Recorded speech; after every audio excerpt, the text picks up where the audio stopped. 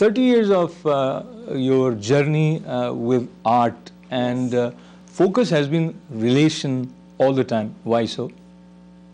I think that is the gist of our existence. For me, the moment we start existing, the first relationship is our relationship. Who is the first person?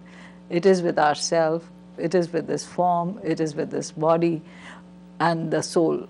And then this body moves out. And then the relationships moves on to the family. From family we will move on to a society, to the country, to the whole world.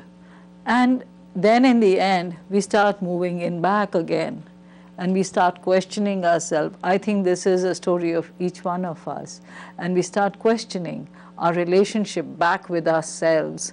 And that is what makes us what we are.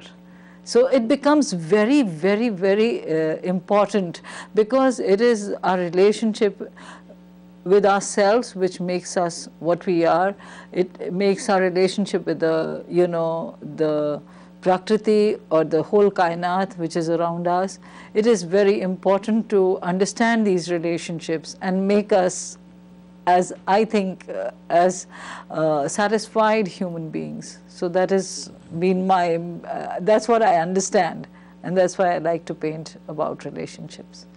So if you are appreciator of art, then you try to connect to the thought process, not to the price tag Yes. that is there, or somebody paid $2 million, that's why you appreciate. Then Sure. probably you're not really appreciating the art, but something else. Yes. So we have to be clear. And yes, and the other thing is, whenever you're buying a piece of art, please do not ever buy it because it is very expensive and it should be, maybe selling for another double the price in a few years or something. You should be buying art because you're connecting to it. It is, the moment you are trying to make it Louis Vuitton or something, some product, you are just trying to make it so small. It is not that. It is something so different because you're connecting to it. It is a part of your life. It is a part of your soul with which you're connecting. So it is totally different. It is a totally different thing. So it is a part of your life. When we talk about India, that is a part of our life. And now if you fly to India and you land in New Delhi, then at the airport, you may be appreciating a work of art which was created by artist Seema Kohli, and it's a big work of art, 10 feet by 100 feet. What is it, and how this idea of displaying these particular themes? It was very interesting because the new airport was coming up, and we were very lucky, I think, to have such an open kind of, team working there, because they involved a lot of artists, and 2 or 3 of artists, we were given the main spots and the main areas in the T3 International Airport.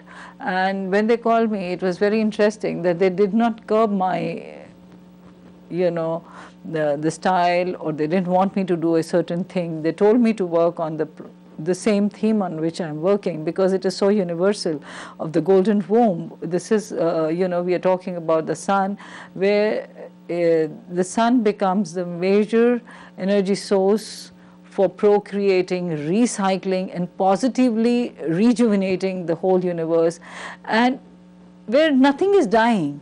Everything is taking place on its own. We are seeing the trees falling. We are having so many devastations, but each devastation is towards a creation of a better universe, a better world, and that is the reason it is happening. The moment you start thinking about that, I think you start getting goosebumps about the whole thing, and you wonder what is that energy that is happening. So the moment I actually get carried away, the moment I'm talking about that vital force. But coming to T3, I was told to do on the same topic. So it was something so interesting. I had a space of about 100 feet with me to express my madness. So it was amazing. So it was a very amazing experience. And the fact that it is right at the departure lounge, you know, I get strange messages on my emails, on my website, that are you the one who has done this, that it is amazing. So it makes me feel that I have made a communication which has gone a full circle. Yeah. Tell us, how is the composition of Synchronicity? I call this show Synchronicity because the whole show came about like that. It was just so many events which were happening at the same time, which were driving me to have a show.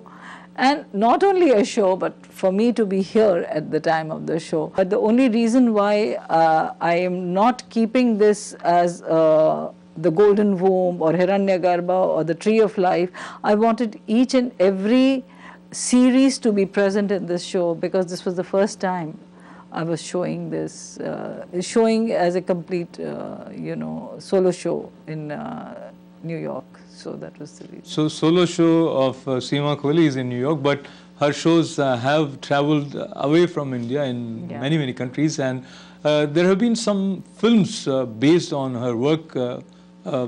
I think you were the creator of those films also. Yeah, of course. They were the installation films. They are video installation performances, and there was 5, 6 of them that I've already done. One of the films has also got the Florence Biennale Award. Swayam Siddha? Swayam Siddha, Myth, Mind and Movement. In that I've connected the sequence of myth and mind and movement. Movement is energy. Mind is time, and myth, of course, are the various stories, how the various stories, various elements of our mythology are binding to make this thing happen and to make us understand it. So I did that film on the creation of universe again, where time and energy, I try to show that they are completely interrelated. Without time, there is no energy, and without energy, there is no time. They need each other for being.